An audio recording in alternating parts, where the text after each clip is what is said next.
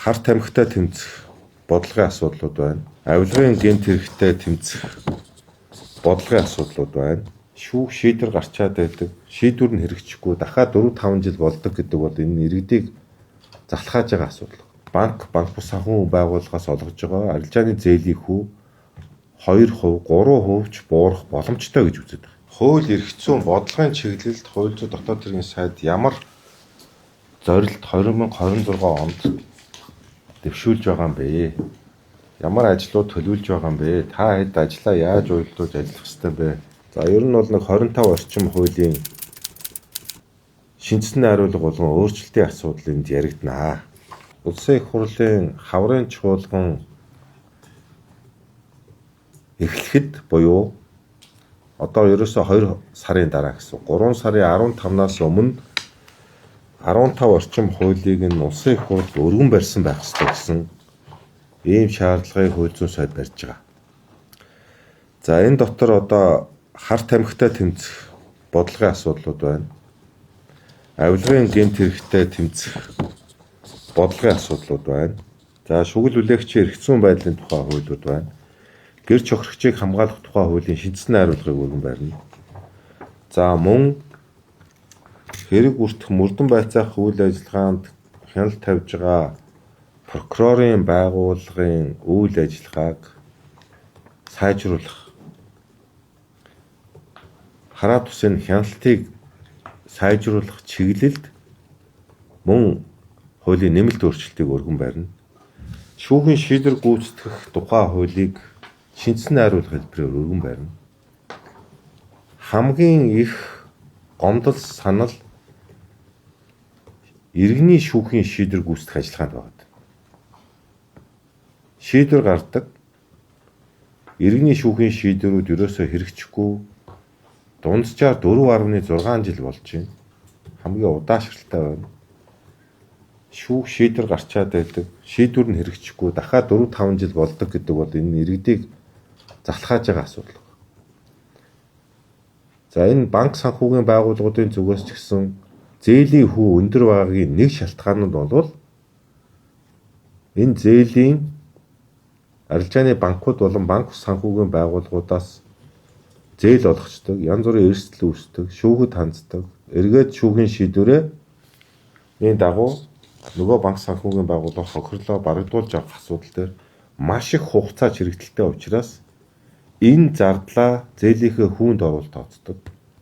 Магадгүй энэ бид нар иргэний шүүхийн шийдвэр гүйцэтгэхийг хурдан шуурхай болох тогтолцооны өөрчлөлтийг хийж чадвал банк бус санхүү байгууллагаас олгож байгаа арилжааны зээлийн хүү 2%, 3% ч буурах боломжтой гэж үздэг. Тийм учраас бид нар энэ асуудлыг цогцоор нь шинжлэх хуулийн өөрчлөлтийг хийн. Хуульчийн эрх зүйн байдлын хуулиа шинжсэн найруулах хэлбэрээр улсын их хурлд өргөн барина. Ялангуяа хуульч мэргэжилтэд боловсон хүчнийг бэлтгэж байгаа. Энэ тогтолцоонд өөрчлөлт хийх ёстой. Бид нэр ганцхан эрүүгийн эрх зүйчдийг бэлдээ. Нийтийн эрх зүйчдийг бэлдээд байна. Төр захиргаа шорон гяндан ярьсан хуульчдыг түлхүү бэлдээд байна. Ямар хуульч төгсөөд байгаа вүлээ?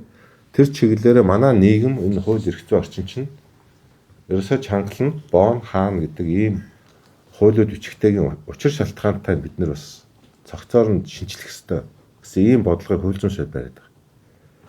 Сөөхийн хуулийг бид энэ хаврын чуулганаар цогцоор нь шинжилнэ. За иргэний хэрэг шүүгүүд хяналт шийдвэрлэх тухай хуулийг шинжсэн найруулах хэлбэрээр энэ хавар 100 нэлээд сайн хэлэлцүүлэг хийж чад энэ намар өргөн барьна. За газрын хуулийн нэмэлт өөрчлөлтийг бид хийн. Газрын хуулийн нэмэлт өөрчлөлтийг. Өөрөөр хэлбэл дундын одоо нийтийн эзэмшлийн орон сууцны доорх газрыг дундын өмчлөлд нь хувь ногдуулж эзэмшүүлэх энэ хуулийн өөрчлөлтийг бид нэр хаврын чуулганаар засгийн газраар уламжлуулад улсын их хурлд өргөн барьна гэдгийг бас хэлье. За ингээд та бүхэн анзаарах юм бол хууль зүйн сайдын бодлого бол 2 чиглэлд явж байгаа. Нийтдээ 60-70 орчим хувь нь бол ер нь бизнес эрхлэхэд одоо чөтгөр тушаа болж байгаа ийм асуудлуудыг ялангуяа эрх зүйн шинжилгээ хүрээний хуулиудыг дандаа суур өөрчлөлтүүдийг шинжсэн хариулах хэлбэрээр өргөн барих нэг асуудал байна.